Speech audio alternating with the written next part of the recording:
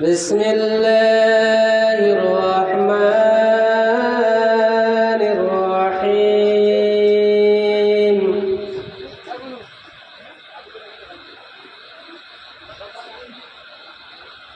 أفلا يعلم إذا بعثر ما في القبور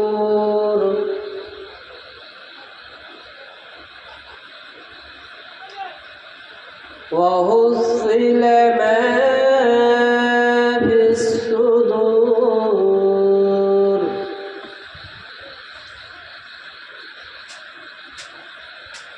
إن ربهم بهم يومئذ لخبير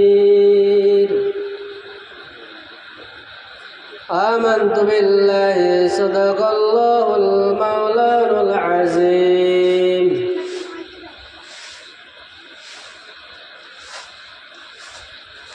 إن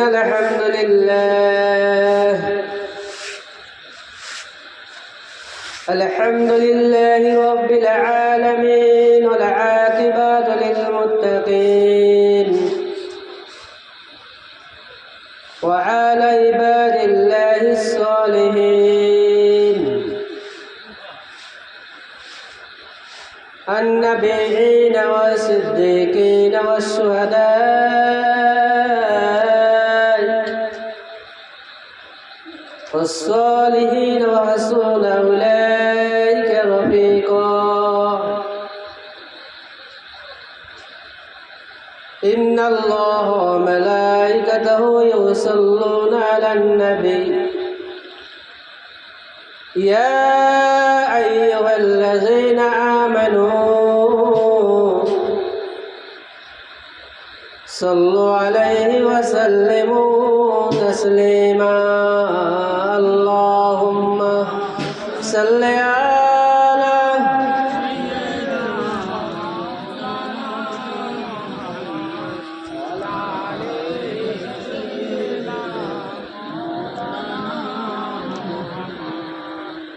কাকডাকে কাকা করে কোকিলের কণ্ঠস্বর শুনতে ভালো লাগে আরো ভালো লাগে মুমিন মুসলমান নবীর ওপর দরুদ পড়িতে আল্লাহুম্মা সাল্লি আলা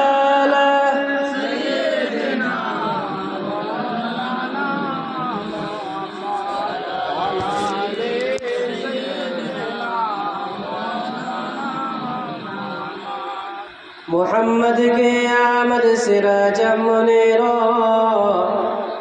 یا مومن و کافر بشیر نذیرا ازا مومن مومنات ذکر وند ذکر کثیرا اللهم صل علی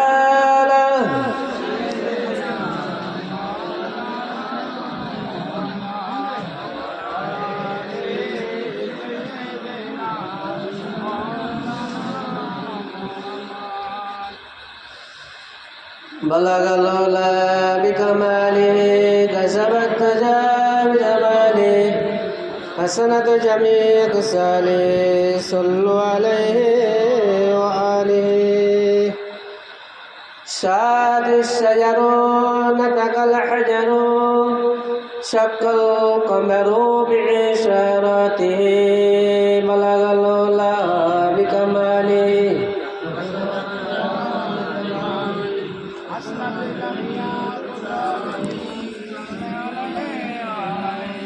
اللهم صل على سيدنا محمد وعلى آل سيدنا حسبي ربي جل الله ما في قلبي غير الله نور محمد صلى الله لا إله إلا الله لا إله إلا الله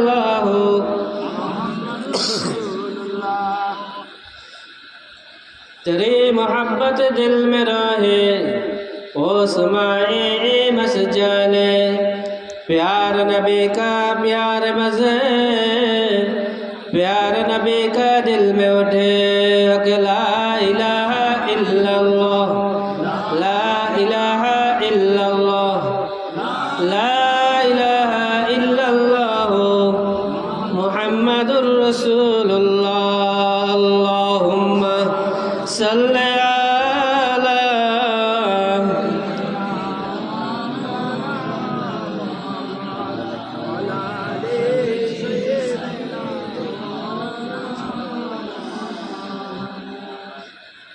وقال الله تعالى في كلامه المجيد وفي الفرقان الحميد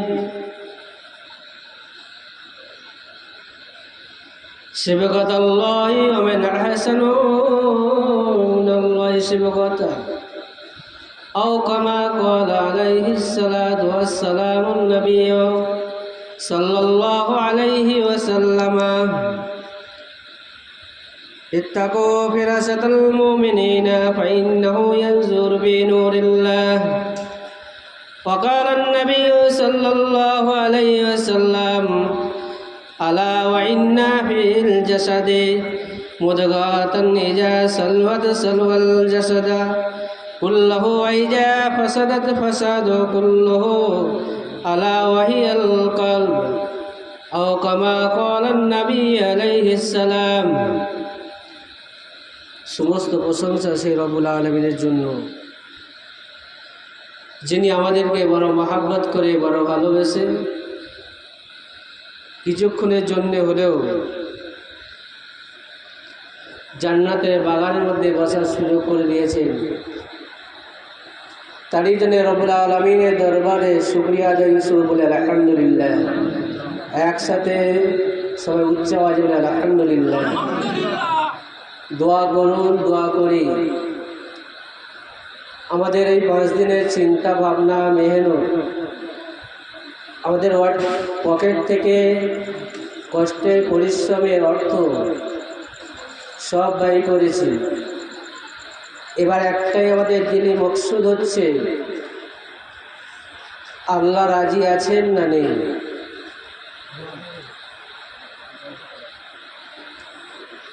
মেহনত দিয়েছি, অর্থ দিয়েছি, পরিশ্রম দিয়েছি, বুদ্ধি দিয়েছি, প্রতিষ্ঠান তৈরি হয়েছে, দিনী মাজমা তৈরি হয়েছে। এরপরে একটা যদি এটাই যদি যা পরিপূর্ণ না হয় তা আমাদের সমস্ত মেহনত, অর্থ, পরিশ্রম, বুদ্ধি, চিন্তা ভাবনা সব বেকার। সেটা কি? আল্লাহকে রাজি করা। তো সকলে একসাথে দোয়া করুন, দোয়া করে রব্বুল আলামিন দয়াময় দয়া করে আমাদের এই মজলিসকে কবুল করেন, আল্লাহুম্মা আমিন। একটা নেকির জন্য কঠিন মুসিবতের সময় কিয়ামতের মাঠে যখন হিসাব হবে, হিসাবের ময়দানে একটা নেকির জন্য আমার স্থানটা জাহান্নামী না জান্নাতি, ওই একটা নেকির ওসিলায় আমার জায়গার ঠিকানাটা জাহান্নামী আছে জান্নাতি হয়ে যাবে। সেই কঠিন সময়ে, সে কঠিন দিনে রব্বুল আলামিন যেন আমাদের এই মজলিসটাকে নাজাতের ওসিলা করে দেন, আল্লাহুম্মা আমিন।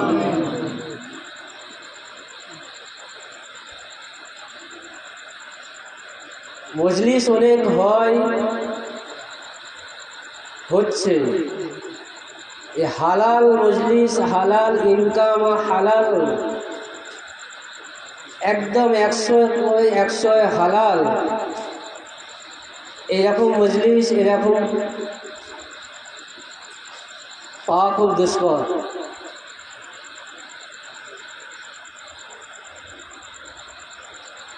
কখন আমার কথাটা শ্রোতাদের অন্তরে লাগবে, শ্রোতারা কখন আমার কথাটা নেবে। আমার যদি বডিটা নাপাক হয়ে থাকে, আমি যদি নাপাক, হালাল না হারাম বেছে না চলি, যদি হারাম পথে যদি আমি ব্যয় করি, আমার বডিটা যদি হারাম হয়ে থাকে, আমার কথাটা শ্রোতার অন্তরে আঘাত লাগবে না। আবার পাশাপাশি শ্রোতাও যদি দুটা বডিটা নাপাক অবস্থায় থাকে, তাহলে আমার কথাটা ক্যাচ করলো, কিছুক্ষণের জন্য ভাববে, পরিবর্তন বা হেদায়েত নসিব হবে না।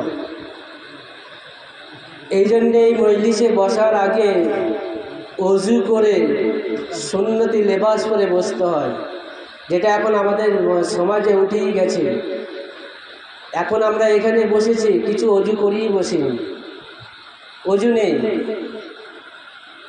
বিনা অজুতে বসে আল্লাহর নূরের আশা করব, এটা তো সম্পূর্ণ জাহেলিয়াতি, এ সম্পূর্ণ ধোঁকাবাজ। আমরা এত ধোঁকা দিতে দিতে এত ধোঁকা দিয়েছি খোদাকে, জান্নাতি বাগানের বসার সময় তো খোদার সাথে ধোঁকাবাজি।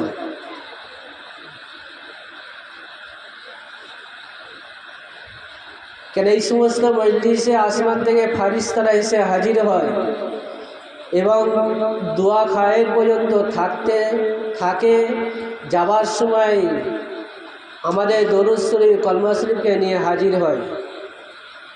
ঠিকই কথা। তাহলে হেদায়েত নসিব হয় না কেন?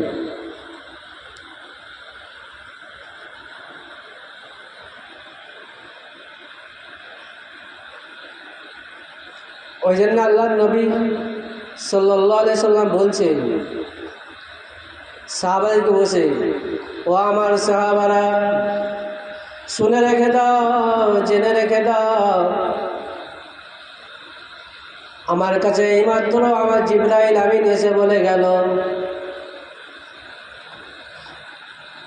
মানুষের শরীরের একটা জায়গা রয়েছে, একটা বস্তু রয়েছে, যদি ওটা পাক হয়ে যায় সমস্ত বডিটা তার পাক হয়ে গেল। সাহাবারা প্রশ্ন করে, ইয়া রাসূলুল্লাহ, ইয়া হাবিবাল্লাহ, হুজুর সেই শরীরের কোন অংশটা যেটা পাক হলে গোটা বডিটা পাক হয়ে যায়? ওইসব আপনার আমার নবী জাহানের বাদশাহ হাবিবুল্লাহ জনাবে মুহাম্মদ রাসূলুল্লাহ সাল্লাল্লাহু আলাইহি সাল্লাম জানিয়ে দিলেন, আলা ওয়াইয়াল কলব, ওই অন্তরটা যদি, অন্তরের একটা গোস্ত টুকরো যদি পাক হয়ে যায়, গোটা বডিটা পাক হয়ে গেল। আমার আর আপনার নবী দুজানের বাদশাহ হাবিবুল্লাহ জনাবে মুহাম্মদ রাসূলুল্লাহ সাল্লাল্লাহু আলাইহি সাল্লাম জানিয়ে দিয়েছেন, মাতা কুমর রাসূল ফাখুযু, হে নবী জানিয়ে দাও, আপনার উম্মতদেরকে জানিয়ে দাও, মাতা কুমর রাসূল ফাখুযু, আমি আল্লাহ যেটা আদেশ করে তোমার কাছে পাঠিয়েছি, তোমার সহচারিণী যত দুনিয়াতে উম্মতে মুহাম্মাদি এসেছে, আসবে, যাবে, সবাইকে জানিয়ে দাও, ফাখুযু, যেন আমার আদেশগুলোকে আঁকড়ে ধরে, কোনো দলিল দেখাতে না যায়, নিজেকে বাঁচার জন্য কোনো রকমে বেয়াদবি না করে, নিজেকে বাঁচার জন্য অন্য কোনো কথা দিয়ে, দলিল দিয়ে আমি আতাকুম রাসূল ফাখুযু, যেটা এনেছি, আদেশ করেছি, যেটা তোমরা জড়িয়ে ধরবে, এখানে কোনো তোমরা মতবিরোধ তৈরি করবে না। আবার জেনে রাখো, শুনে রাখো, ওমা নাহাকুম আনহু ফান্তাহু, আমি যেটা নিষেধ করেছি তোমায় হাবিব আপনার উম্মতদেরকে জানিয়ে দেন, যেটা নিষেধ করেছে ওখানেও কোনো দলিল দিয়ে হারামটাকে হালাল না করে নেয়, ওটাকেও যেন সম্পূর্ণরূপে ছেড়ে দেয়। আমার আল্লাহ পাক কোরআনে অন্য জায়গায় বললেন, ইন্নাল্লাহ ইউহিব্বুত তাওয়াবিনা ওয়া ইউহিব্বুল মুতাতাহিরিন, ওরে আমার বান্দারা, আমার কাছে পছন্দনীয় হলো, আমার পছন্দ ভালোবাসা হলো, তোমরা নিজেদেরকে পবিত্র করে নাও।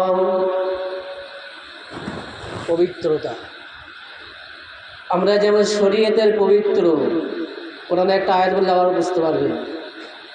আমার আল্লাহ পাক কোরআন পাকে আবার অন্য জায়গায় বলছেন, লিকুল্লি উম্মাতিন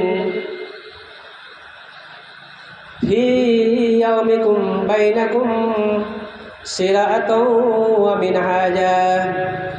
আমরা আল্লাহ পাক কোরআন শরীফে অন্য জায়গায় বলছেন, আমি আমার জাতিটাকে দুটো জীবন ব্যবস্থা করে দিয়েছি। শিরাআতুন, একটা হলো শরিয়াত, আর একটা হলো মিনহাজান, আর একটা হলো তরিকত। একটা গুপ্ত, একটা প্রকাশ্য। আমরা শুধু আলেম সমাজরা একটা কথাই বলে চলে যায়, শরীয়তের কথাই, কিন্তু আমার নবী যে দুটোকে জীবন ব্যবস্থাকে সম্পূর্ণভাবে এনেছেন, এই একটা শুধু বাহ্যিক পরিষ্কারের কথা বলে যায়, আর অন্তরটা পরিষ্কার না করলে আমাদের নামাজ, আমাদের ইবাদত, আমাদের বসা, আমাদের শোনা কোনোই কাজে আসবে না। আমাদের অন্তর কোনো খারাপ কাজকে বাধা দেওয়ার মতো পাওয়ার তৈরি হবে না।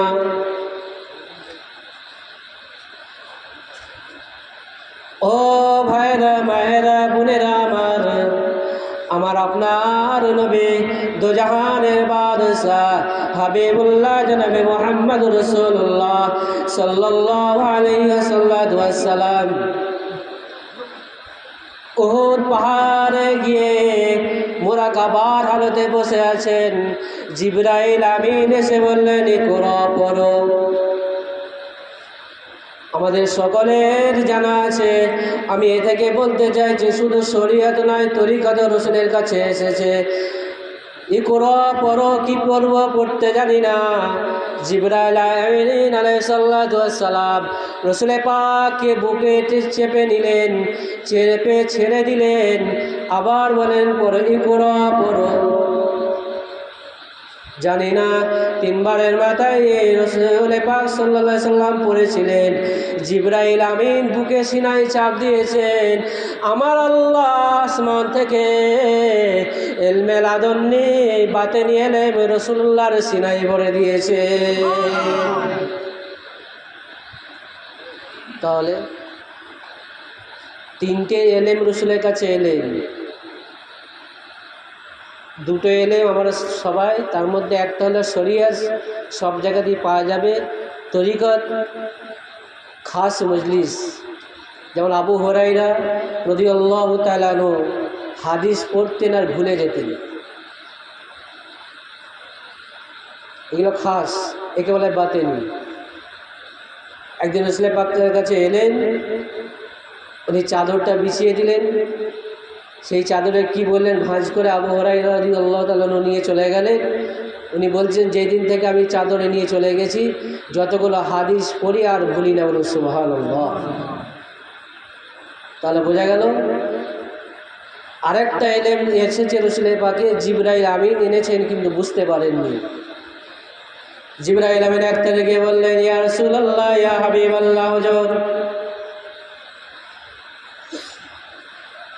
দুটো ইলম তো আপনার কাছে আমি জিবরাইল সব সময় জানতে পারি, বুঝতে পারি, কিন্তু আজকে কি এমন কথা আল্লাহ দিলেন আমিও বুঝতে পারলাম না, নিয়ে আপনাকে দিলাম, এটা কি কথা বলুন। আপনার আমার নবী, দয়ার নবী সাল্লাল্লাহু আলাইহি ওয়াসাল্লাম ওই দিন জানিয়েছিলেন, ও জিবরাইল, এটা আমার আর আল্লাহর খাস ব্যাপার। কুরআন সূরা আলিফ লাম মিম সাদ ইয়াসিন হামিম এর আয়াতের মানে, এই হরফের মানেগুলো আল্লাহ রসুলই জানে, জিবরাইল যে নিয়ে এসেছেন জিবরাইলও জানেন না। তাহলে আমি যেটা বলতে চাইছি যে আমাদের রাসূল পাক নিয়ে এলেন দুটো এলেন, আমরা সমাজে বলছি একটা এলেন, আর একটা এলেনটা বোঝাবে কি? কোরআন শরীফের মধ্যে আল্লাহ বলছেন, قد أفلح من تزكى وذكر اسم ربه فصلى। তোমরা তোমাদের অন্তরটাকে পরিষ্কার করো আগে, আল্লাহ বলছেন তোমরা তোমাদের অন্তরটাকে আগে পরিষ্কার করে নাও, তারপরে নামাজের মধ্যে যাও।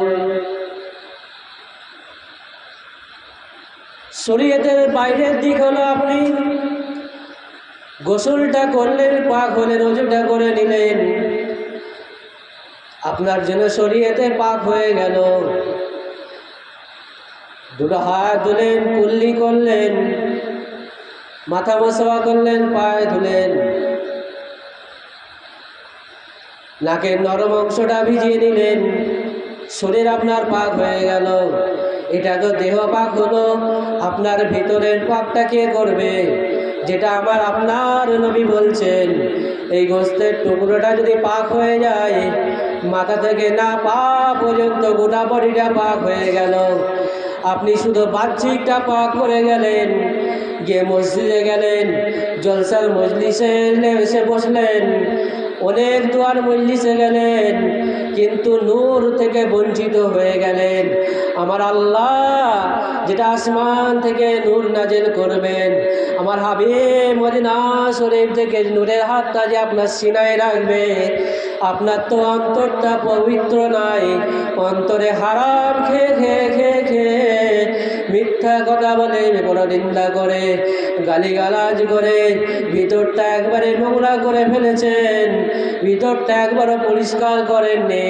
তাই যে আলেম আসুক না কেন, যে হুজুর আসুক না কেন, আদব করা তো দূরের কথা, তার সামনে বসে আমরা শরীয়তে বিরোধী কাজ করছি, আমাদের একবারও অন্তর কাঁপলো না।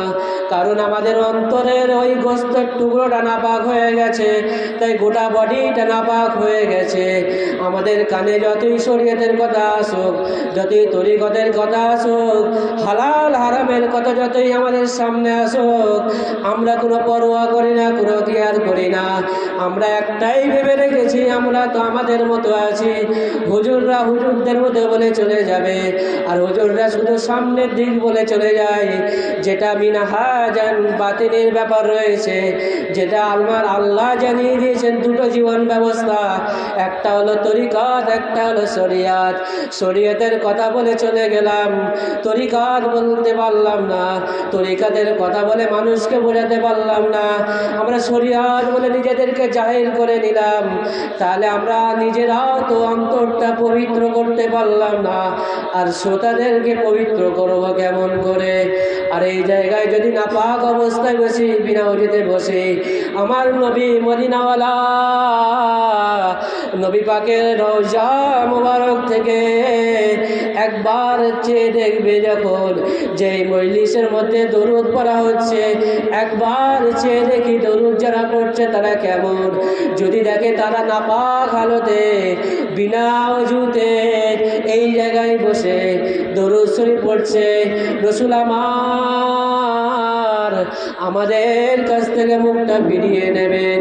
আমার আল্লাহ পাক যে ফেরেশতা পাঠাবেন, যে ফেরেশতা পাঠিয়ে যে আমাদের দরুদের নজরাটা নিয়ে যাবেন, আমার হাবিব নেবেন, কিন্তু নূর আমাদেরকে দেবেন না।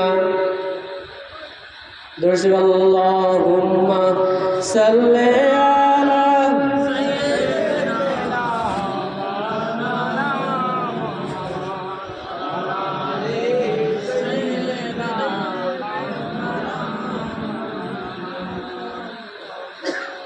তাই দুনিয়ার জমিনে আমরা অন্ধ। কোরআনের কারীমের আয়াত, মান কানা আমা ওয়া ফিল আখিরাতি আমা, যে দুনিয়ার জমিনে অন্ধ হয়ে গেল, কিয়ামতের মাঠে আমার আল্লাহ তাকে অন্ধ করে তুলবেন। ওয়াদাল্লুস সাবিলা, এরাই হলো পথভ্রষ্ট। কোরআনের আয়াত। সিবগাতুল্লাহি ওয়া মান আহসানু মিনাল্লাহি সিবগাতান, আমার আল্লাহ বলছেন তোমরা আমার রঙে রঞ্জিত হয়ে যাও। ও আমার ভাইরা বোনেরা আমার, কানটা খাড়া করে শুনে রাখুন, রাসূল পাক সাল্লাল্লাহু আলাইহি ওয়াসাল্লাম নিজে দুটো দিক জীবন যাপন করে গেছেন। যেমন তিনি শরীয়তকে মেনে নিয়েছেন, অপর দিকে তরিকতের উপরেও ছিলেন। ওহদ পাহাড়ে বসে বসে ধ্যান করেছেন। ওটাকে ধ্যান করে বাংলায় বলা হয়, আরবিতে মুরাকাবার হালত। মুরাকাবার হালতে বসে আমার আল্লাহর ধ্যানে পাগল হয়ে গেছেন, আল্লাহকে নিয়ে ভেবেছেন, আল্লাহর প্রেমে পাগল হয়ে গেছেন। এইরকম যারা দুটো ইলম অর্জন করে নিয়েছেন দুনিয়ার জমিনে, যেমন রাসূল পাককে সাহাবা একরাম থেকে শুরু নয়, গাছপালা থেকে শুরু করে নিয়ে, পশু পাখি থেকে শুরু করে নিয়ে, পাথর পর্যন্ত রসুলকে সম্মান করেছে। সেই রকম রসুলের এই অনুসরণ যারা করেছেন তাদেরকেও কি হিন্দু, কি মুসলিম, কি খ্রিস্টান, কি বৌদ্ধ, সবাই তাকে সম্মান করেছে। গাছে সম্মান করেছে, পাহাড় সম্মান করেছে, বাঘে আগ সম্মান করেছে, পশু পাখি সম্মান করেছে, এমনকি পাথর পর্যন্ত তাদেরকে সম্মান করেছে। যেহেতু আমার নবীর এই আদর্শটা পরিপূর্ণ জীবন ব্যবস্থাটাকে যারা মেনে নিয়েছে তাদের সাথে আমার রাসূল পাকের নেক ফয়েজ আজও জারি রয়েছে।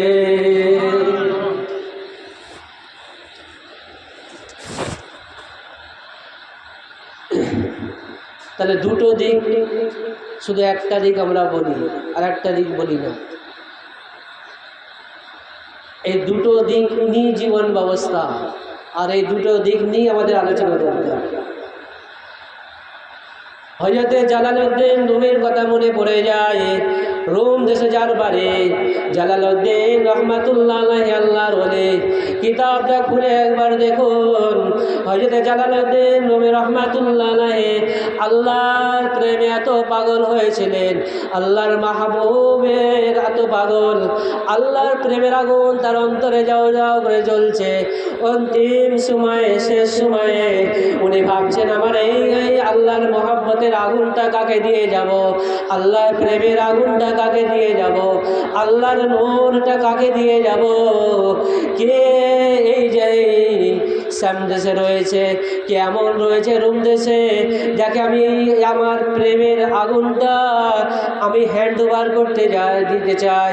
আমি তো দুনিয়ায় আর বেশি দিন থাকবো না, তাই কাকে দিয়ে যেতে পারে। খবর পেয়ে দেখা গেল তাবরেজ শরীফে একজন রয়েছে শামসের তাবরেজ বলে, তিনি জীবনে বহুত কিতাব লিখেছেন, বিজ্ঞ আলেম, সেই জামানার বড় একজন পণ্ডিত, কিন্তু কোনোদিন উনি এই বাতিলটাকে বিশ্বাস করতেন না। বিজ্ঞ আলেম, এত এলেমের দুনিয়া যে উনি এটাকে বিশ্বাস করতেন না। এবার জালালউদ্দিন রুমি ভাবছেন যে আল্লাহ আমাকে বললেন ওনাকে দিতে, উনি তো এইগুলো বিশ্বাসই করেন না, যে এইসব কথা কি ফালতু, এগুলো কিতাবে নেই। আমার এত আলমারি, এই যে বসতেন চারদিকে কিতাব, যখন শুয়ে পড়তেন পিঠের তলায় কিতাব, যখন দুপুরে খেয়ে শুতেন কিতাব পড়তে পড়তে, আর ফতোয়া ফরজ দিতেন যে আমি এত কিতাব পড়েছি, যে এই কথাগুলোতে নেই, আর কি সব ভণ্ডামি করতে এরা বিশ্বাসই করে না। কিন্তু আল্লাহর হুকুম হয়েছে, জালালউদ্দিন রুমিকে আল্লাহ জানিয়ে দিয়েছেন যে তোমার ওই এলেমটা, আমার যে মহাব্বতের নূরটা, তুমি শামসের তাবরেজ রহমাতুল্লাহ আলাইহিকে দিয়ে দাও। আল্লাহর ওলি জালালউদ্দিন রুমি রহমাতুল্লাহ আলাইহি গুটে গুটে পায়ে কয়েকদিন হেঁটে ক্লান্ত হয়ে গেছেন, গোটা জামাটা ভিজে গেছে, মাঝে মাঝে কাদা লেগে গেছে, ধুলা পরে জামায় কাদা হয়ে গেছে। জালালউদ্দিন রুম থেকে শামসের তাবরেজ রহমাতুল্লাহ আলাইহির দরবারে হাজির হয়েছেন। শামসের তাবরেজ রহমাতুল্লাহ হুজুর আমার কিতাবে নিয়ে বসে আছেন। উনি গিয়ে বাইরে দাঁড়িয়েছেন। শামসের তাবরেজ রহমাতুল্লাহ আলাইহি ওনার শামসের জামাল হুজুর একজন ফকির এসেছে আপনার সাথে দেখা করতে। ফকিরকে বাইরে বসতে বলো। ফকির মোটে বাইরে বসবে না। আল্লাহর ওলি জালালউদ্দিন রুমি রহমাতুল্লাহ বাইরে বসবেন না। ছুটে গিয়ে শামসের তাবরেজ রহমাতুল্লাহ আলাইহির হাতে বুখারী শরীফটা নিয়ে বেরিয়ে ছুটে এসে একটা কুয়ার মধ্যে ফেলে দেয়। বুখারী শরীফটা নিয়ে আর কুয়ার মধ্যে ফেলে দিয়েছে। আর শামসুল তাবরিজ রহমতুল্লাহ মাথার কাছে গরম, যে ফকির সাহেব আপনি এটা কী করলেন? আর জালালউদ্দিন রুমি রহমতুল্লাহ দাঁড়িয়ে দাঁড়িয়ে হাসছে। যথেষ্ট গালিগালার পরে কথার মাধ্যমে তাহলে কি আমাদের মধ্যে খিস্তি পারবে? তা নয়। শামসুল তাবরিজ রহমতুল্লাহ আলাইকে বললেন, আমি কিতাবটা আমি তুলে দিতে পারি, আমার একটা শর্ত আছে, মানতে হবে। কি শর্ত? না, আমাকে 1 ঘন্টা সময় আপনাকে দিতে হবে। আপনি আমাকে সময় দেননি বলেই ফেলে দিয়েছি। বলছে, আমার এত মূল্যবান কিতাব বুখারী শরীফ, এই কিতাবটা কি আর আমি ফিরে পাবো? কুয়া ভর্তি জল আপনি কুয়ায় ফেলে দিলেন। আল্লাহর ওলি হযরত জালালউদ্দিন রুমি রহমাতুল্লাহ আলাইহি বিসমিল্লাহির রহমানির রহিম হাতটা ডুবিয়েছেন কুয়ার মধ্যে। বুখারী শরীফ তার হাতে এসে গেছে। 100 দাওরে সুবহানাল্লাহ, নারে তাকবীর, নারে তাকবীর।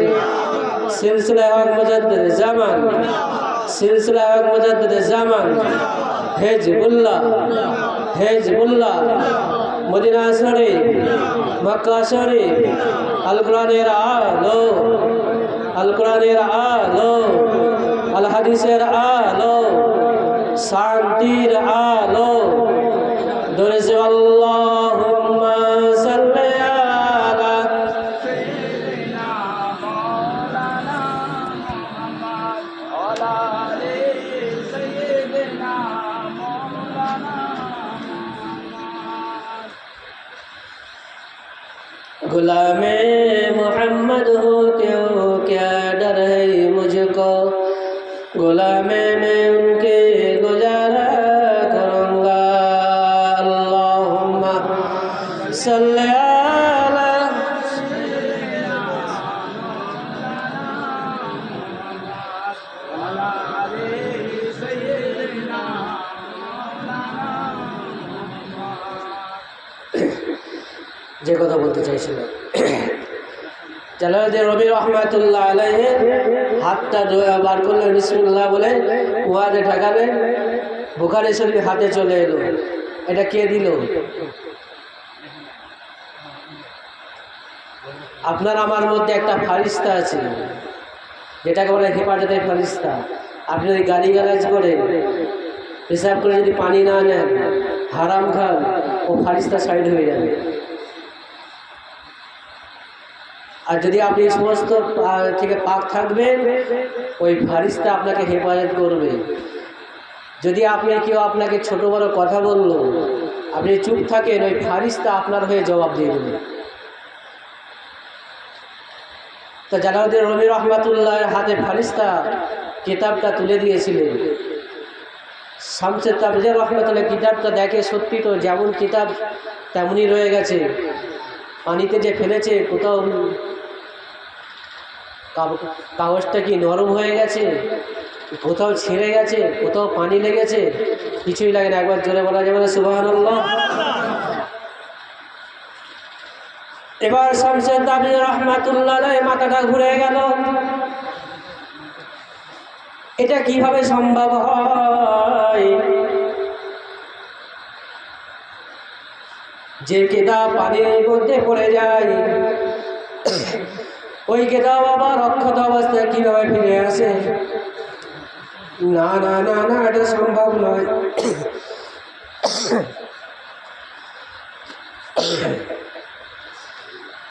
শামসুল তাবরিজ রহমাতুল্লাহ আলাইহি এবার জালালউদ্দিন রুমি রহমাতুল্লাহ হাতটা জোর করে ধরেছে। হুজুর বেয়াদবি মাফ করবেন, আমাকে বুঝতে পারিনি, আপনাকে চিনতে পারিনি। আপনি কি এমন ব্যক্তি বলুন? আমি এতদিন কিতাব পড়াচ্ছি, এত কিতাব আমি ইলম অর্জন করেছি, কিন্তু আমি তো আজ পর্যন্ত কাউকে দেখলাম না যে কোনো জিনিস পানিতে পড়ে গেলে সেটা অক্ষত অবস্থায় ফিরে পাওয়া যায়। কিন্তু হুজুর আপনি কে, একটু পরিচয় দেন। জালালউদ্দিন রুমি রহমাতুল্লাহ আলাইহি বললেন, তুমি কিতাব পড়েছো, ওটা তোমার দ্বীনি ইলম, ওটা তুমি জাহিরি শিক্ষা অর্জন করেছো। আমি যে ইলমটা অর্জন করেছি, এই ইলমটা অন্য কিছু নয়, এই ইলমটা স্বয়ং আমার আল্লাহর দেওয়া ইলম। ও শামসে তাবরিজ রহমাতুল্লাহ আলাইহি, তুমি তোমার কিতাবের মধ্যে ইলম খুঁজে পাবে না। এই ইলম যদি খুঁজতে হয় তোমাকে আমার কাছে 1 ঘন্টা বসতে হবে। আমার কাছে 1 ঘন্টা সময় দাও, আমি তোমায় কথা দিচ্ছি, এই ইলম যদি তোমার সিনায় না পৌঁছতে পারি, আমি জালালউদ্দিন রুমি রহমাতুল্লাহ আলাইহি আমাকে যে শাস্তি দেবে আমি মেনে নেব, যে শাস্তি দেবে আমি মেনে নেব। বলে 1 ঘন্টা বসলেন। 1 ঘন্টা কিতাবের মধ্যে পাওয়া যায় 30 মিনিট। শামসে তাবরিজ রহমাতুল্লাহ আলাইহি এইভাবে বসেছেন, জালালউদ্দিন রুমি রহমাতুল্লাহ পাশে বসে হাঁটুতে হাঁটুখানি ঠেকিয়ে দিয়েছে। জিবরাইল আমিন রাসূলুল্লাহ সিনায় ঠেকাচ্ছেন, আল্লাহ নূর দিচ্ছেন, ইলমে লাদুন্নি দিচ্ছেন, অজ্ঞ ব্যক্তি আলিম হয়ে যাচ্ছে। আর শামসে তাবরিজ রহমাতুল্লাহ আলাইহি আর জালালউদ্দিন রুমি রহমাতুল্লাহ আলাইহি হাঁটুতে হাঁটু ঠেকিয়ে দিয়ে বসে আছেন। আর জালালউদ্দিন রুমি রহমাতুল্লাহ চোখটা বন্ধ করে শুধু আল্লাহ আল্লাহ করছেন। শামসে তাবরিজ রহমাতুল্লাহ আলাইহি চোখটা বন্ধ করে বসে আছেন। হঠাৎ চিৎ দিয়ে উঠে বললেন, দাঁড়িয়ে গেলেন, দাঁড়িয়ে কিয়াম পড়লেন, ইয়া নবী সাল্লাল্লাহু আলাইহি ওয়া সাল্লাম কিয়াম পড়ছেন। জালালউদ্দিন রুমি রহমাতুল্লাহ কি ব্যাপার, আমার নবী তো এসে হাজির হয়ে গেছে, বলেন সুবহানাল্লাহ। জালালউদ্দিন রুমি রহমাতুল্লাহ আলাইহি বললেন, শামসে তাবরিজ রহমাতুল্লাহ আলাইহি আমার জীবনটা ধন্য হলো, ধন্য হলো। আমি শেষ বয়সে ভেবেছিলাম আমার ইলমটা কাকে দিয়ে যাব, আমার অন্তরে যে আল্লাহর প্রেমের আগুন জ্বলছে, রাসূলুল্লাহর নূর যে আমার অন্তরে জ্বলছে, কাকে দিয়ে যাব ভেবেছি। কিন্তু আজকে আমি দিয়ে যেতে পারলাম, আমি খুশি হয়ে গেলাম। আমার অন্তিম সময় আমি চললাম, আমার আর সময় নাই। ওই সময় শামসে তাবরিজ রহমাতুল্লাহ আলাইহি জালালউদ্দিন হুজুর রহমাতুল্লাহ আলাইহি হাতটা ধরে বসিয়ে বলেন, হুজুর বিয়াদবি মাফ করবেন, মাফ করবেন, আমি বুঝতে পারিনি। ও আমার সাধুরা শোনো শোনো, আমি এতদিন কিতাব পড়ে যে ইলম অর্জন করেছি, ইলম দুনিয়ার জমিনে শুধু আমার কোনো কাজে আসবে না। আমার মধ্যে অহংকার ছিল, ফখর ছিল, আমি বড় আলেম, আমি বড় ইলম দাতা, আমার মতো ফকি ইলম আর কেউ নেই। কিন্তু আজকে যে ইলমটা আমি পেয়েছি ওই কিতাব পড়ে পাবে না। এসো এসো আমরা সবাই জালালউদ্দিনাতে বায়াত হয়ে যাই। দর্শি আল্লাহুম্মা সাল্লি আলা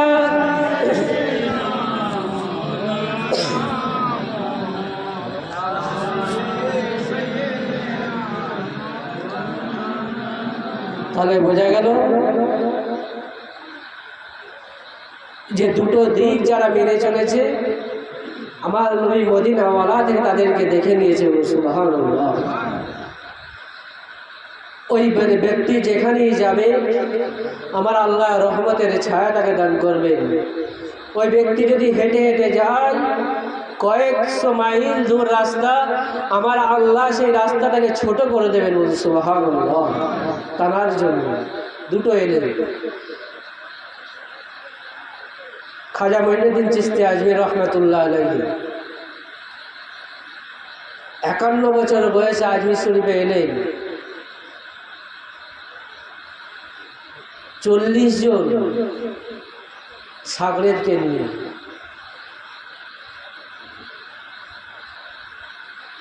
এই ভারতের ম্যাপটা রাসূল পাক সাল্লাল্লাহু আলাইহি ওয়াসাল্লামকে রাসূলের মাজার থেকে খাজা সাহেবকে দেখিয়ে দিলেন। ওটা তো পরে কীভাবে খাজা সাহেব ইলমে হাসিল লাদুন্নি হাসিল করলেন, ইলমে বাতিনি হাসিল করলেন, সেখানে চলে গেল। আপনার আমার পীর খাজা মঈনুদ্দিন চিশতি আজমির রহমাতুল্লাহ আলাইহি আঙুরের বাগানে বসে আছেন, আঙুর চাষ করেছেন, অসুস্থ হয়ে গেছেন, ক্লান্ত হয়ে গেছেন, একটা গাছের গোড়ায় এসে বসে বিশ্রাম নিচ্ছেন। হঠাৎ একটা ফকির এসে বলে, আমাকে কিছু আঙুর খেতে দেবে। ফকিরকে মেহমানদারি করলেন, আঙুর খেতে দিলেন। ফকির একবার খাজা সাহেবের মুখের দিকে তাকায় আর একবার আঙুর খায়, একবার মুখের দিকে তাকায়, একবার আঙুরটা খেয়ে নেয়। আঙুর খাওয়া হয়ে গেল, নিজের ঝুলি থেকে খেজুর বার করে আর ভুসি বার করে খাজা সাহেবকে দিয়ে গেলেন। খাজা মঈনুদ্দিন চিশতি আজমিরি হুজুর রহমাতুল্লাহ আলাইহি ওই খেজুরটা গালে নিয়ে চিবাতে চিবাতে এত মজা, এত মধু, মদিনাওয়ালার ডাক এসে গেছে। এই খেজুরের শিলায় উনি চিন্তা করলেন, আমি তো দুনিয়ার মালিক হয়েছি, দুনিয়ার মালিক হলে আমাকে হবে না, আখিরাতের মালিক হতে হবে, আমার আল্লাহকে চিনতে হবে। হুঁশ ফিরে এলো, বাগান প্রদান করে দিলেন। পথে চলতে চলতে হযরতে উসমান হারুনি রহমাতুল্লাহ আলাইহির কাছে দেখা হয়ে গেল। ওনার পীর হযরত উসমান হারুনি রহমাতুল্লাহ আলাইহি খাজা সাহেবকে দেখে বলেন, ইনি তো একজন আল্লাহর ওলি, ইনার দ্বারা ইসলামের উপকার হবে। তার মুরিদদেরকে বলল, সরে যাও, এমন একজন ব্যক্তি আসছে, তোমরা তাকে দেখোনি, কিন্তু সে আল্লাহর মহব্বতে আল্লাহকে পাওয়ার জন্য সমস্ত দুনিয়ার সম্মানকে বিসর্জন দিয়ে, দুনিয়ার মালগুলোকে দান খয়রাত করে দিয়ে নিঃস্ব খালি হাতে আমার দরবারে আসছে। তখনও খাজা সাহেব তার দরবারে আসেনি, তার আগে থেকে আমার আল্লাহ গায়েবীতে জানিয়ে দিয়েছে। আল্লাহর একটা নাম আছে ইয়া হাদি, যেটা হচ্ছে ইলমে লাদুন্নি, সরাসরি আসমান থেকে পাওয়া যায়। ওই ইলম দুনিয়ার কোনো জায়গায় পাওয়া যাবে না। খাজা মঈনুদ্দিন চিশতি আজমিরি রহমাতুল্লাহ আলাইহি উসমান হারুনির কাছে বেশ কয়েকদিন থেকে ইলম অর্জন করলেন, তাসওয়ুফ বাতিনি তরিকতের শিক্ষা অর্জন করে নিয়ে হজ পাকে যাবেন। মদিনার মসজিদে নবীর কাছে গিয়ে রাসূল পাককে সালাম দিয়েছেন। সালাম দেওয়ার সঙ্গে সঙ্গে আপনার আমার নবী দু জাহানের বাদশাহ হাবিবুল্লাহ জনাবে মুহাম্মদ রাসূলুল্লাহ সাল্লাল্লাহু আলাইহি সাল্লাম মাজার থেকে দুখানা হাত বার করে মুসাফা করে নিয়েছে। এগুলো কোনে নেই। এই অন্তরটা, এই গোস্তের টুকরাটা যদি পরিষ্কার, দেহ পরিষ্কার, কিন্তু এটা পরিষ্কার নেই, তাই কোনো দাম নেই। দেহ পরিষ্কার, এটা পরিষ্কার নেই, কোনো দাম নেই। আর এটাকে যদি পোড়াতে পারি, যেমন ইটকে তৈরি করে সব বিভিন্ন রকমের কেমিক্যাল দিয়ে তৈরি করে পুড়িয়ে নেয়। ওই ইট যখন একবার পুড়ে যায়, ওকে দ্বিতীয়বার আগুন পুড়াবার প্রয়োজন হয় না? আগুন পড়ে ওকে যদি মাটি দিয়ে 100 গজ নিচে যদি ইটটা থাকে, 500 বছর পর যদি খোলা হয়, সেই ইটটাকে আবার সেই অবস্থায় পাওয়া যাবে। আমাদের অন্তরটা, দেহটা, এটা মাটি দিয়ে তৈরি। ইটটাকে যেমন তৈরি করা হয়েছে বিভিন্ন রকমের কেমিক্যাল দিয়ে, আমাদের মাটির দেহটাকে তৈরি করা হয়েছে শিরা, উপশিরা, হাড়, গোস্তের টুকরো দিয়ে। আর একটা দেওয়া হচ্ছে সোনাকে আনির রূপ, রুহটাকে দেওয়া হয়েছে বলে আমরা জিন্দা। তাই আজও আমাদের শরীরকে ঘষলে মাটি বেরোয়। এই শরীরটাকে যখন আমরা এই আল্লাহর নূর, যেটা আসমান থেকে সরাসরি বান্দাকে দেওয়া হয়, বান্দার নেওয়ার ক্ষমতা আছে কি আগে আল্লাহ দেখে নেয়। রসুল পাক সাল্লাল্লাহু আলাইহি সাল্লাম মদিনার মসজিদ থেকে যে নূর যে ফয়েজ ছাড়বে, আগে দেখে নাই আমার উম্মতটা নেবার মতো ক্ষমতা আছে কিনা। এই দুটো জিনিস যখন তার অন্তরে এসে যায়, শরীরটা এরকম পুড়ে যায়। তাই ওই কবরে দেওয়ার পরে কবরে মাটি আর খেতে পারে না। তাই ওলিদের দেখুন,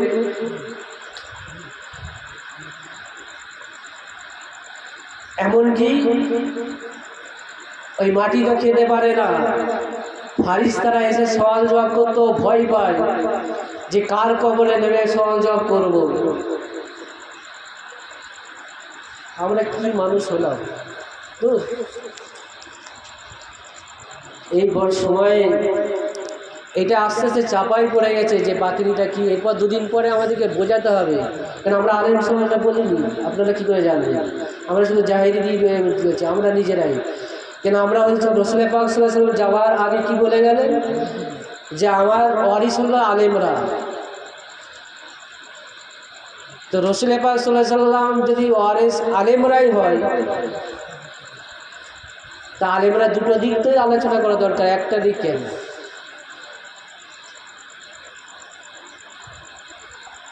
খাজা মঈনুদ্দিন চিশতি আজমের হুজুর রাহমাতুল্লাহ আলাইহি, হুজুর আমার রসুল পাকের সাথে মুসাফা করছেন।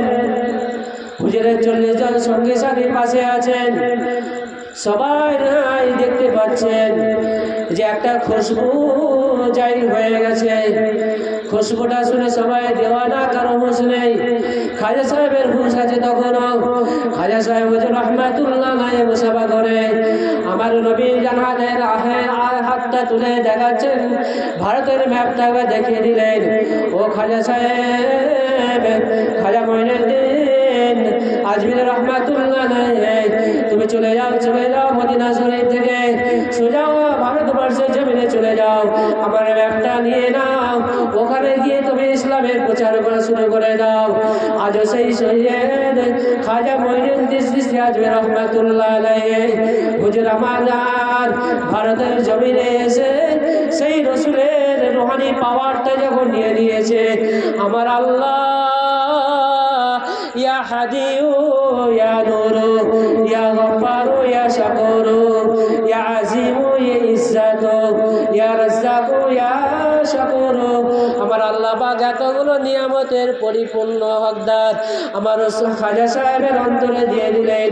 খাজা সাহেব তুমি চলে যাও, রিজিকের অভাব হবে না। খাজা সাহেব তুমি চলে যাও, তোমার ইজ্জতের বেইজ্জতি হবে না। খাজা সাহেব তুমি চলে যাও, তোমাকে আমি ক্ষমা করে দিলাম। খাজা সাহেব তুমি চলে যাও, তোমাকে সবাই সম্মান করবে। খাজা সাহেব তুমি চলে যাও, তোমার অন্তরে আমি নূর দিয়ে দিলাম। খাজা সাহেব তুমি চলে যাও, আমি আল্লাহ আমার হাত তোমার সিনায় রয়ে গেল। যাও, ভারতবর্ষের জমিনে যাও, প্রচার করলেন, তুমি তো সহজ হলো। নালে জাদুঘররা জুতো ছুঁড়ে দিয়েছে, জুতো উড়ে গিয়ে জাদুঘররা সাপ ছেড়ে দিয়েছে, সাপ দংশন করছে। জাদুঘররা সন্ন্যাসী একটা ধ্যানে বসে উপরে উঠে যাচ্ছে, দেখাচ্ছে। আর জুতোর কি পাওয়ার আছে? আপনারও জুতো আছে, আমারও জুতো আছে। জুতোর কি এমন পাওয়ার? জুতো ছুঁড়ে দিলাম আর জুতো মারতে মারতে নিচে নামালো। এই তো রসুলের আদর্শ। জড়বস্তু কথা বলবেন, আল্লাহ হুকুম করলেন, জুতো তার কথা শুনল। আগে তৈরি হতে হবে তো সবাই, কিন্তু শুধু আলেমরাই হবে আর আপনারা কি হবে? সবাইকে পরিপূর্ণ দুটো দিক নিয়ে নিজেকে পুড়িয়ে আগে, আর পুরাতে গেলে প্রথম কষ্ট তো হবে। আপনার উপর অনেক ইনজাম আসবে, অনেক অপবাদ আসবে, সব তো সহ্য করতে হবে, তবে তো পড়বে। ইসলাম প্রচার করলে খাজা সাহেবের ফকির যাওয়ার সময় একটু লালা বার করে দিয়ে দিয়েছে। ওই লালায় কি আছে? তো আমারও আছে, আপনারও আছে। যখন মুমিন একজন পরিপূর্ণ মুমিন হয়ে যাবে, মুমিনের অন্তর আল্লাহর দিকে হয়ে যাবে, তখন মুমিন যেটা করবে সে নিজের ইচ্ছায় করবে না, সেটা আমার আল্লাহ করতে হবে। তাই খাজা সাহেবের কাছে যে ফকির থুতু দিয়ে দিলেন, আমার আল্লাহ থুতুর মধ্যে নূর দিয়ে দিলেন। ওই থুতু তার অন্তরে গেল, সব অন্তরটা ভেতরে আলোকিত হয়ে গেল। আমি দুনিয়ার মালিক হব না, না না, আমি আজ থেকে আখিরাতের মালিক হয়ে যাব। আমি আল্লাহর জন্য যাব, দ্বীনের জন্য বেরোবো। ইমামে আজম আবু হানিফা রাহমাতুল্লাহ আলাইহি একদিন ছাত্র অবস্থায় জঙ্গলের ধারে, নদীর ধারে একদিন বেড়াতে বেরিয়েছে। মাদ্রাসা থেকে বেরিয়ে একটা নদীর কাছে বেরিয়েছে। ইমামে আজম আবু হানিফা রাহমাতুল্লাহ আলাইহি একটু ঘুমিয়েছিলেন। কে একজন থুতু লাগিয়ে মুখে থুতু দিয়ে চলে গেছে। নদীর ধারে শুয়ে আছেন, মুখে থুতু দিয়ে চলে গেছেন। ইমামে আজম থুতুটা ঘুমিয়ে ঘুমিয়ে ঘুমিয়ে গিলে নিয়েছে। হুজুরে যখন ধ্যান ফিরল, গুটি গুটি গুটি গুটি পায়ে আবার মসজিদে মাদ্রাসার মধ্যে চলে এলেন।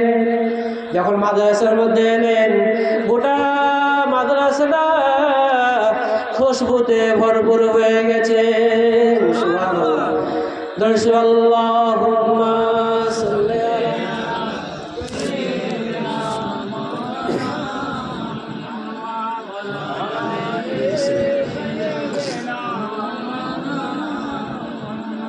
সবাই অবাক যে কী ব্যাপার, গোটা মাদ্রাসাটা খুশবু হয়ে গেছে, কী ব্যাপার? এরকম খুশবু তো আর এতদিন মাদ্রাসা চলছে গেলে উস্তাদরা পর্যন্ত অবাক যে কী ব্যাপার।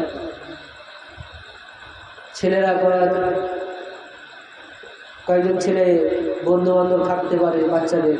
ইমাম আবু হানিফা রাহমাতুল্লাহ আলাইহি ছাত্র অবস্থায়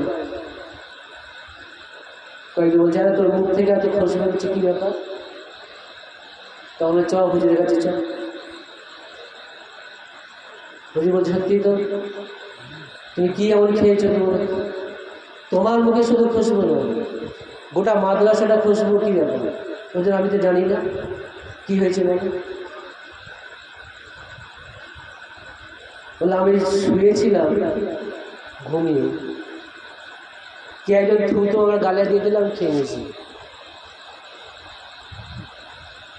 ওই সময় উস্তাদ বলেছিলেন, ও ইমামে আজম আবু হানিফা, তুমি শুনে রাখো, জেনে রাখো, ওটা কোনো থুতু ছিল না। তুমি যে নদীর ধারে শুয়েছিলে, ওই নদীর যে বাদশা আছে, বাদশাহ তোমাকে তোমার গালে থুতু দিয়ে গেছে। ওটা থুতু না, ওটা ইলমে লাদুন্নি। শোনো শোনো আবু হানিফা, আজ থেকে তোমাকে আর আমি পড়াতে পারবো না। আজ থেকে তোমাকে আর আমি পড়াতে পারবো না। যে তুমি যে ইলম পেয়ে গেছো, তোমাকে আর মাদ্রাসায় পড়াবার দরকার। তোমাকে পড়ার মতো আমাদের কোনো শিক্ষক নেই মাদ্রাসায়। বাচ্চা বয়স, ইলমটা কে দিলে? হযরত খাজা খিজির আলাইহিস সালাম। আজও পৃথিবীর জমিনে যদি কেউ ওই খিজির আলাইহিস সালাম আমল করে, আপনার সামনে পুকুর, এখানে বসে যদি পুকুরে নেবে আমল করে, ওই খিজির আলাইহিস সালাম আপনার পুকুর থেকে উঠে আপনার সাথে মোলাকাত করবে। ওই পাওয়ার আল্লাহ আপনাকে দিয়েছেন। যাও, দুনিয়ার জন্য তোমাকে পাওয়ার দিয়ে দিলাম, তোমাকে যারা তল্লাশ করবে তারা তোমাকে পেয়ে যাবে। এই ইলমগুলো কোথায় পাবে? ইমাম আবু হানিফা রাহমাতুল্লাহ আলাইহি চলে গেলেন। তাহলে আমাদেরকে চেষ্টা করতে হবে, শুধু আমরা বলে যাব,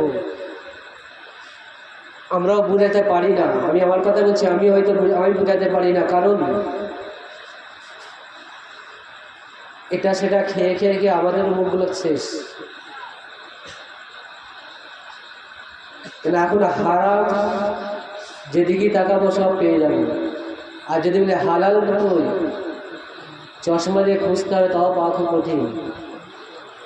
যদি হালাল খুঁজতে যায়, খুব কঠিন, পাওয়া যাবে না, খুবই কঠিন।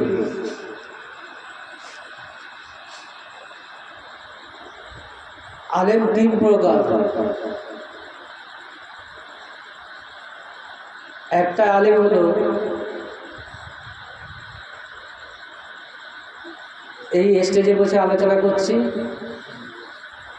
আপনারা শুনছেন, শেষ। একটা আলেম হলো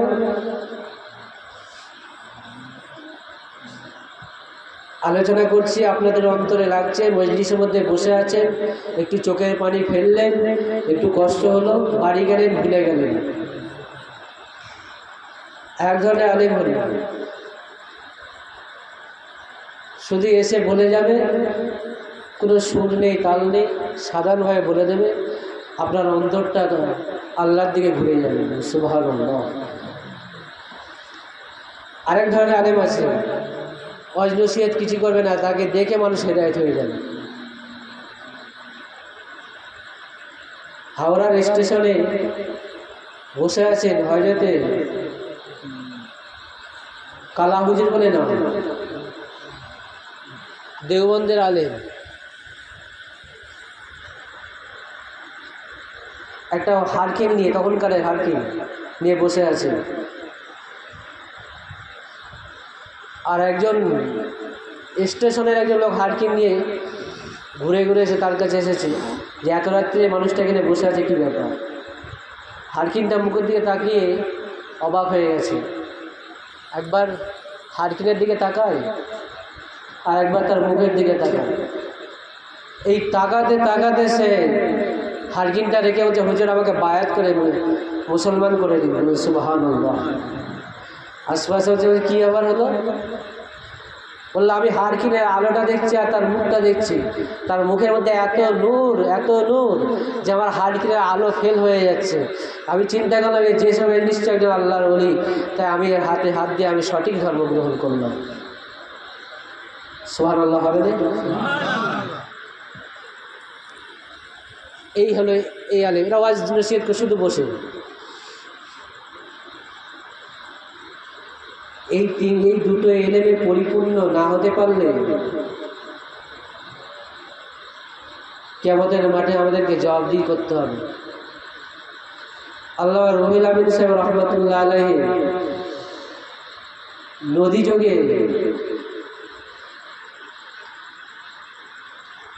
সম্ভবত 24 পরগনা বাংলাদেশ জলসায় যাচ্ছে,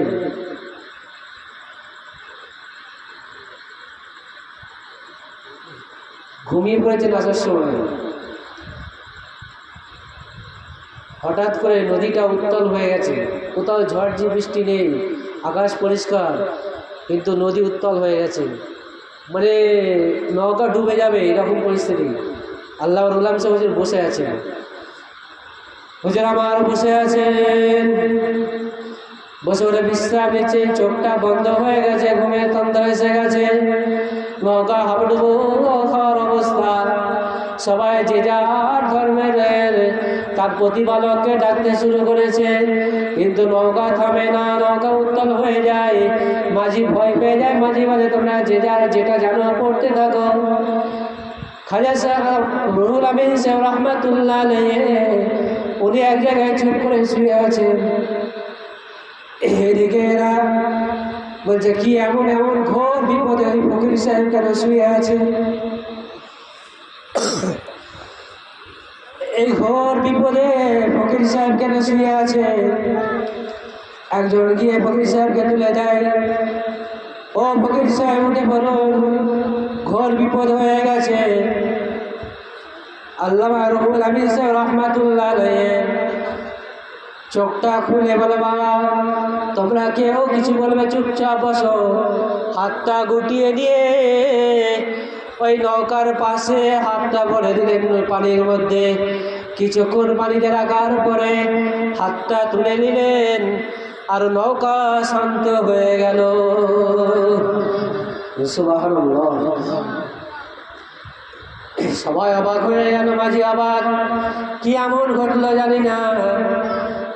সেই থেকে আমরা এত কিছু জানি পড়ছি, কে বলছে দোয়া পড়ছি, কে বলে আয়াতুল কুরসি পড়ছি, কে বলছে আমি আমার প্রভুকে ডাকছি, কিন্তু কি এমন হাতটা ডোবার সঙ্গে সঙ্গে পানি শান্ত হয়ে গেল। বললো অন্য কিছু নয়, আমার সাথে দেখা করার কথা ছিল খাজা খিজির আলাইহিস সালাম, ওনাকে কথা দিয়েছিলাম আসার পথে দেখা করব, কিন্তু আমি ঘুমিয়ে পড়েছিলাম।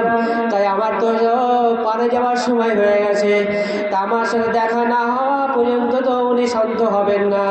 তাই উনি নদী উত্তাল করে দিয়েছিল, আমি হাতটা পার করে ওনার সাথে মুসাফা করে নিলাম।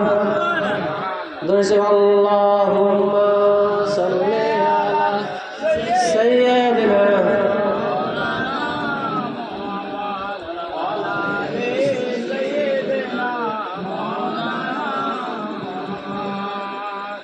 اتقوا فراشة المؤمنين فإنه ينظر بنور الله আমার ফেরাসত বান্দাদের কাছে সতর্ক থেকো। আমার আল্লাহ জানিয়ে দিলেন আমার মুমিন বান্দাদের কাছে তোমরা সতর্ক থেকো, তাদেরকে একটু ভয় করে চলো। তোমাদের অন্তরের খবর গোপন খবর আমি আল্লাহ তাদের কাছে পৌঁছে দিই, তাদের কাছে পৌঁছে দিই, তাদের কাছ থেকে একটু ভয় করে চলে।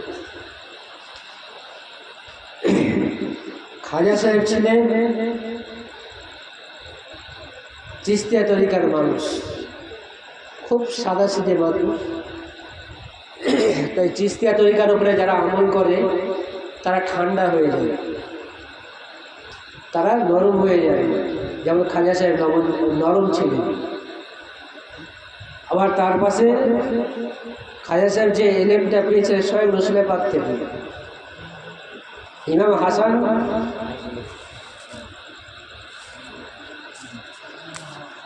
ইমাম হাসান বসরি রহমতুল্লাহ আলাইহির খলিফা।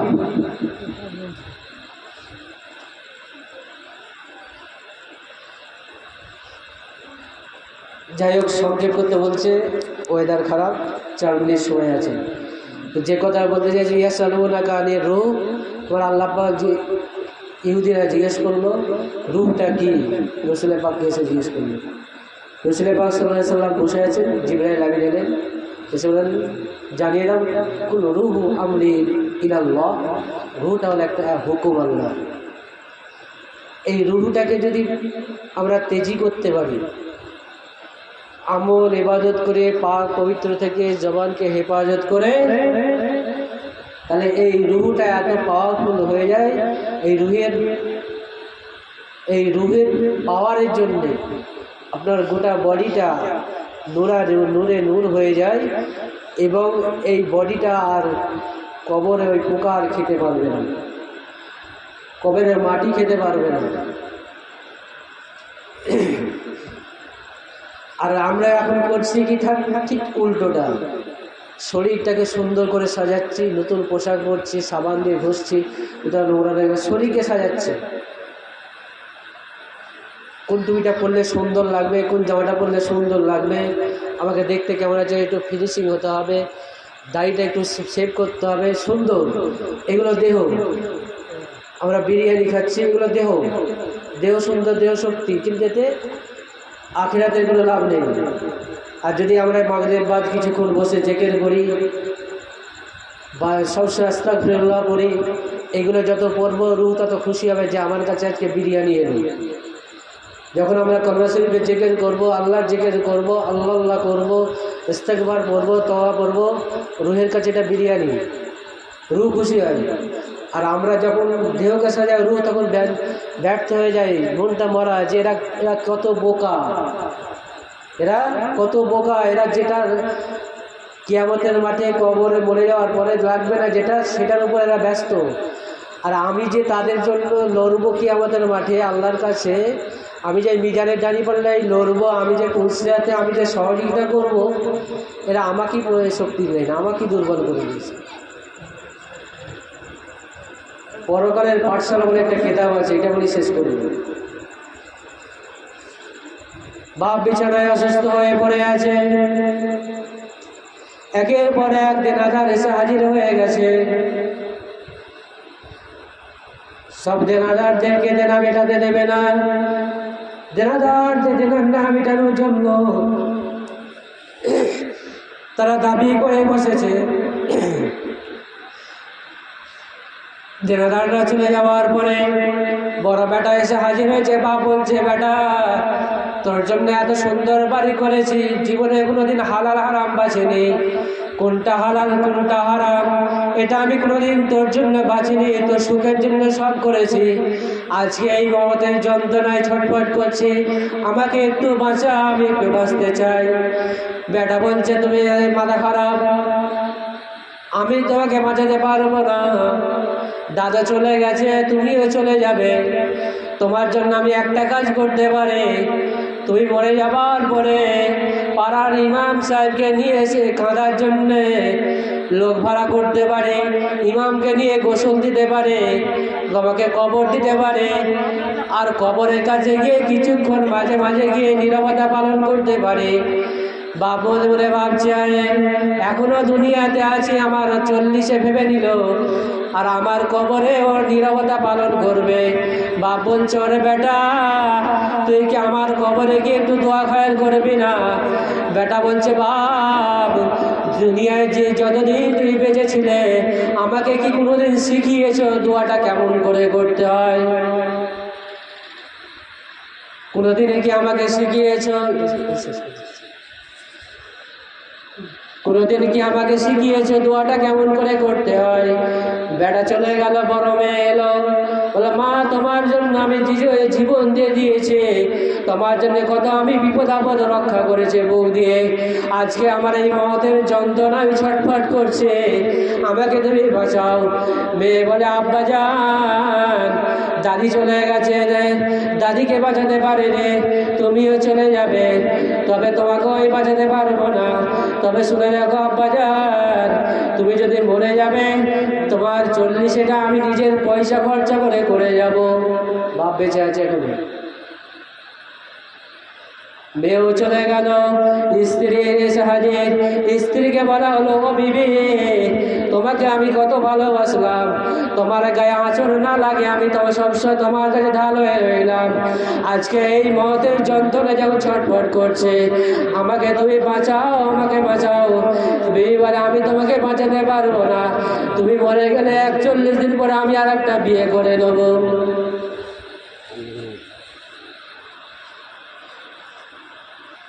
এবারে এসে গেল বদামল আর নেকামল।